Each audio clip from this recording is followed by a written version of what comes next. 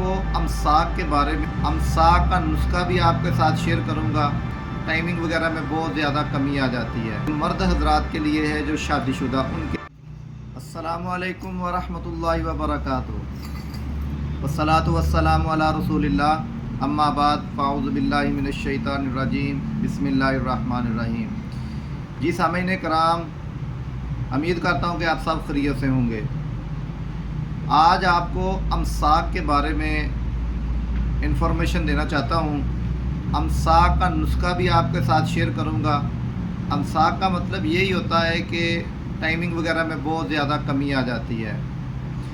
इसके लिए ये बहुत ही एक ख़ास नुस्खा है। ये मर्द हजरात के लिए है जो शादीशुदा, उनके लिए। अमसाक की कैप्सूल कह लें या अमसाक की गोलियां कह लें, वैसे बेहतर तो यही है कि इसकी गोली ही तैयार हो जाए। इसका नाम अमसाक की गोलियां ही रखना चाहिए, ये बेहतर है ज़्यादा।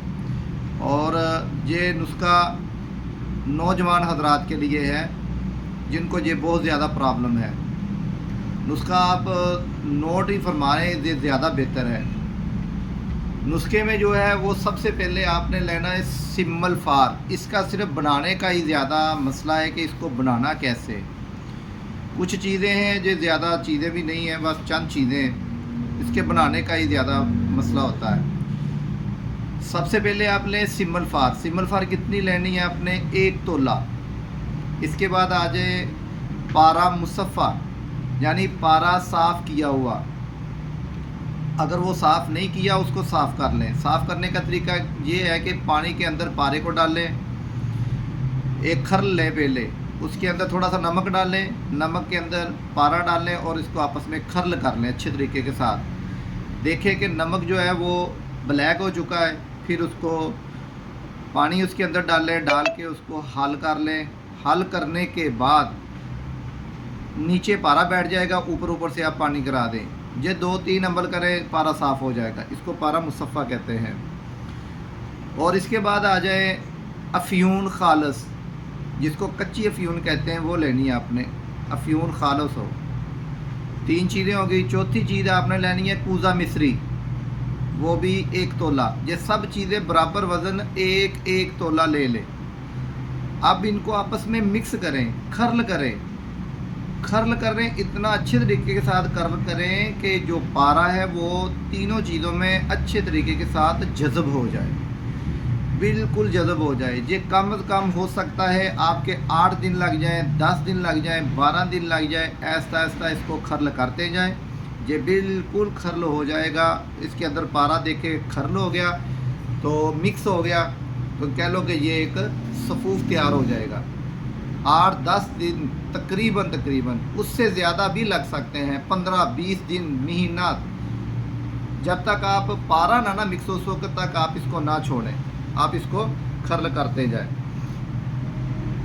और इसके बाद आप क्या करना है, इसको खरल करने के बाद जब देखेंगे आपने ये खरल हो जाएगा, ये भूरे रंग का सफ़ूफ तैयार हो जाएगा, भूरा या सफ़ूफ होगा।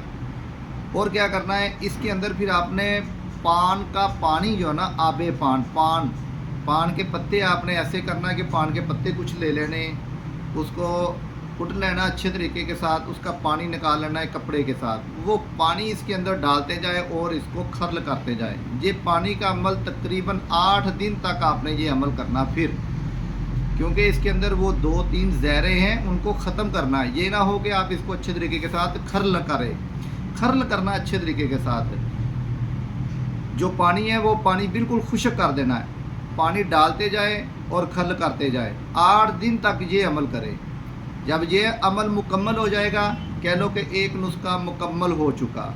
अब क्या करना है, ये नुस्खा जब मुकम्मल हो जाएगा, सफ़ूफ हो जाएगा, इसको आपने साइड पे निकाल लेना है।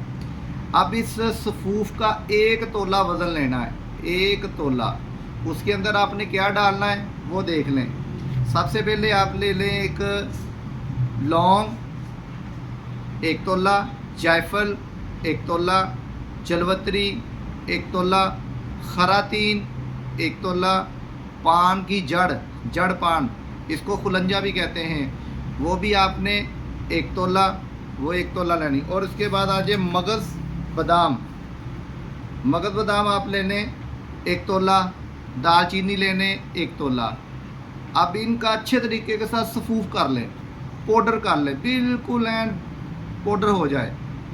1 तोला वो सफूफ सिमलफार वाला, और ये सब चीज़ें 1-1 तोला। और इसके अंदर आपने 5 माशे ज़ाफ़रान डालना है। जब ये सब मिक्स हो जाए, ज़ाफ़रान डाल के आखिर पे आपने ज़ाफ़रान डालना है। अगर ज़ाफ़रान पहले डाल दिया तो हो सकता है वो सफूफ अच्छे तरीके के साथ ना हो, जब आप छाने तो ऊपर उसका सफूफ हो जाए, वो बच जाता है, वो उसको ऐसे फूंक मार के हटा दे, नहीं बाद में डालें आप। जब ये चीज़ें सारी मिक्स हो जाएं, सफूफ वगैरह तैयार हो जाए, अब आपने क्या करना है, इसकी गोली तैयार करनी है।